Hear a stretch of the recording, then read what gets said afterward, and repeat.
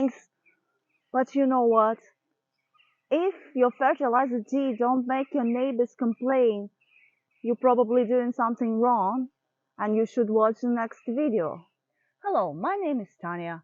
I'm a professional gardener from Finland, and as a steadfast organic gardener, I use fertilizer tea quite a lot. May and June are the months when plants need nitrogen the most for an active growth. And what serves a purpose better than a fertilizer tea? So let's break it down to basics, because there's a lot of misconceptions there. First, what do we call a fertilizer tea? This is a liquid fermented fertilizer made from the green parts of the plants, mostly weeds and grass. There are also other liquid fertilizers such as compost tea and manure tea. As the names suggest, those are made with compost or manure. But I won't be touching them in this video. My goal is to tell you about wheat fertilizer tea. You can basically use any weeds that are found in your garden, even the most invasive ones, even with roots and seeds. The magic of anaerobic fermentation makes them absolutely harmless, unlike with compost, where roots and seeds can stay viable for few years.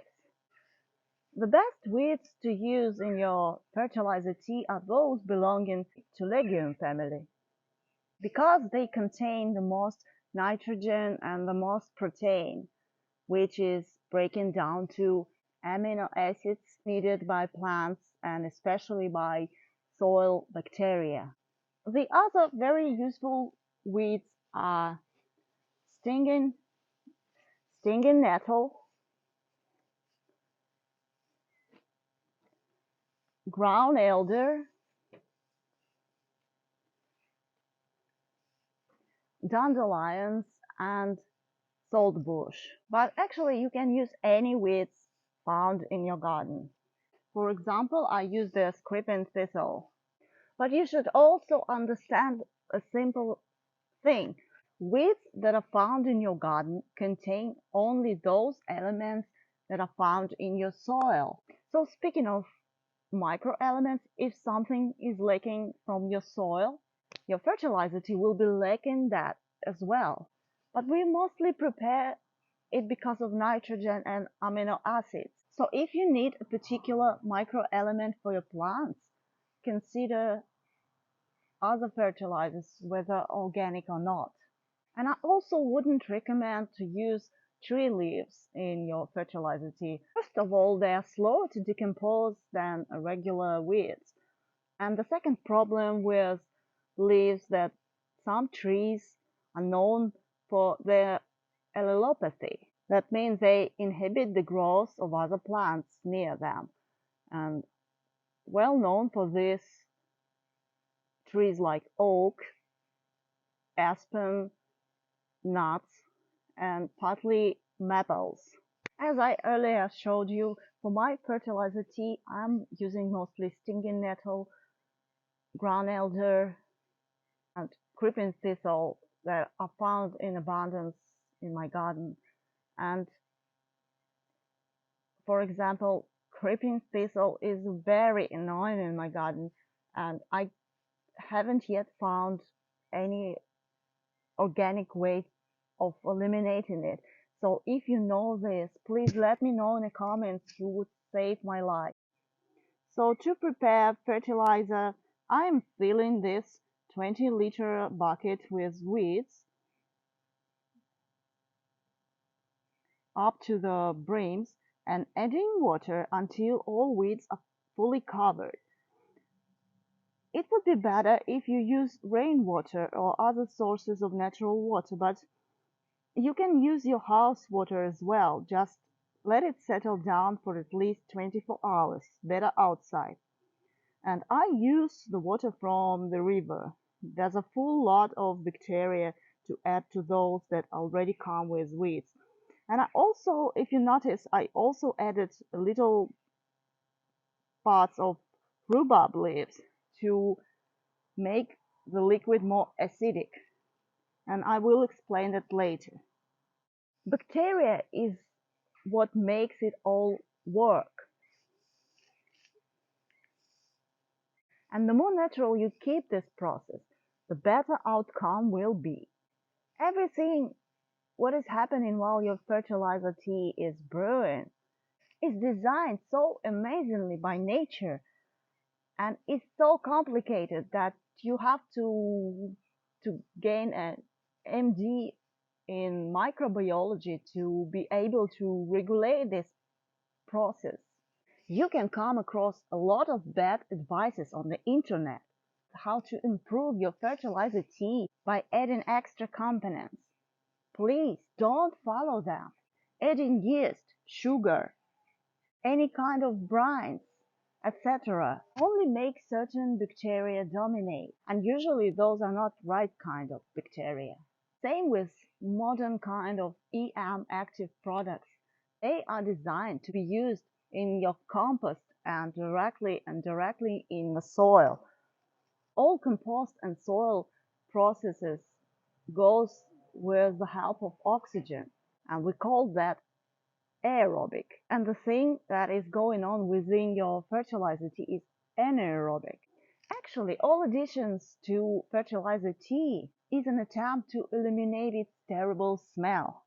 But the terrible smell is the sign that everything is going all right. The main goal of organic gardening isn't in feeding your plants with certain elements organic way. Well, this is the goal as well. The main goal is not to damage the soil, but instead to help it to heal by itself. And that's what is right fertilizer tea helps to achieve. Anaerobic bacteria decompose complex organic compounds into simpler organic compounds, which are not only used by the plants, but mostly by aerobic soil bacteria. But during the process of decomposing, there are volatile fatty acids, methane, sulfur, and other compounds being released. And that's what makes fertilizer tea stink so bad. If you are gardening in a small urban area, please consider your neighbor's opinion on fertilizer tea before start brewing it. How long does the process take? It depends on outside temperatures and the water that you added and the type of weeds, but usually it is ready after a week. The longer it is brewing, the more simple organic compounds being released, but at the same time, less nitrogen remains there because it's flying away as an ammonia. The one simple hack that helps to keep more nitrogen within your fertilizer tea is to add some acid to it, and this is why I added rhubarb at the beginning. But it really helps a little, and on the fifth day I usually add vinegar to my fertilizer tea. For this 20-liter bucket, I add 1 deciliter of 9% vinegar. The next thing I have to mention is that you should never water this fertilizer tea directly on your plants. You should always follow the proportion 1 to 10. That means that for every 10 liter of water, I add 1 liter of fertilizer tea. And with root vegetables that tend to accumulate nitrogen, I follow the proportion 1 to 100. And that means that for every 10 liters of water, I add 1 deciliter of fertilizer. Do not add fertilizer every time you water. It only recommended once a week in the beginning of the summer, and during the rest parts of the summer you can do it maybe once a month to help your soil bacteria. But the good news that you can pour your fertilizer tea into your compost and also throw the remains which are left after you use the liquid, if you can tolerate the smell, of course. But it helps to accelerate this composting processes. Hopefully you don't have any questions after watching this video, but if you do, put them in the comments. I will be glad to answer them. And please don't forget to like, to subscribe, and to watch the next video you see here.